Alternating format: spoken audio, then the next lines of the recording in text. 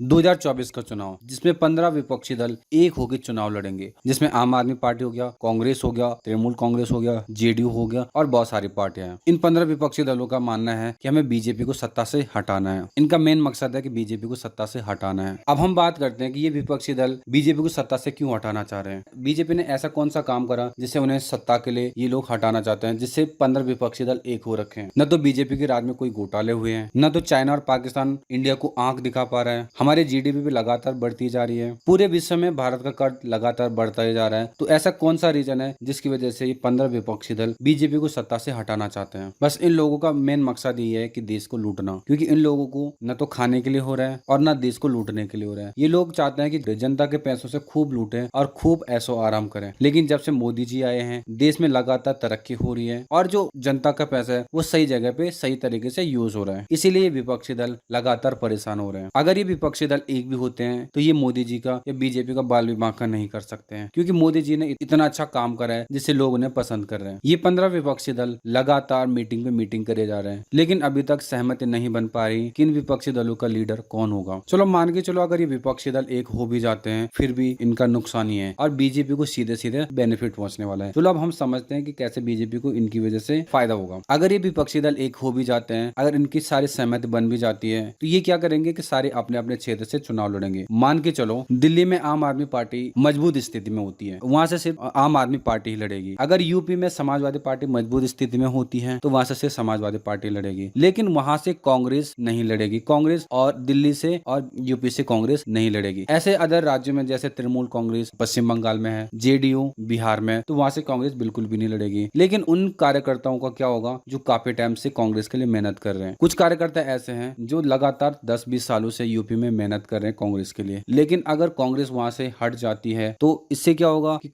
कांग्रेस के कार्यकर्ता कांग्रेस को छोड़ के अदर दल में शामिल हो जाएंगे या निर्दलीय चुनाव लड़ेंगे, जिससे डायरेक्टली कांग्रेस को नुकसान होगा। और कांग्रेस ऐसा बिल्कुल भी नहीं चाहती है, क्योंकि कांग्रेस लगातार सिमटती जा रही है। पहले कांग्रेस का बहुत ज्यादा बोलबाला था, लेकिन धीरे धीरे कांग्रेस बहुत कम सीटों पर सिमट गई है। अगर ऐसे होता है, ऐसे में डायरेक्टली बेनिफिट बीजेपी को ही होगा। अभी आम जनता समझ चुकी है कि कौन चोर है और कौन काम करने वाला है। 2024 के चुनाव के लिए भी बीजेपी ने कमर कस दी है। अब लगातार पूरी जनता बीजेपी को सपोर्ट कर रही है, क्योंकि बीजेपी ने बहुत सारे वादे अपने पूरे करे, जिसमें से राम मंदिर था, ट्रिपल तलाक था और धारा 370 हटाना हो गया, और अब यूसीसी यानी यूनिफॉर्म सिविल कोड है। अब बहुत जल्दी पूरे देश में यूनिफॉर्म सिविल कोड लागू होने वाला है। यूनिफॉर्म सिविल कोड जैसे लागू हो जाएगा, उसके बाद जनसंख्या नियंत्रण कानून पूरे देश में लागू किया जाएगा। इसके संकेत बीजेपी ने दे ही दिए हैं कि बहुत जल्दी ही यूनिफॉर्म सिविल कोड लागू हो जाएगा। 2024 के चुनाव से पहले ही ये कानून शायद लागू हो जाएगा। अब हम बात करते हैं कि यूनिफॉर्म सिविल कोड है क्या। यूनिफॉर्म सिविल कोड का मतलब होता है समान नागरिक संहिता, यानी कि हर एक आदमी समान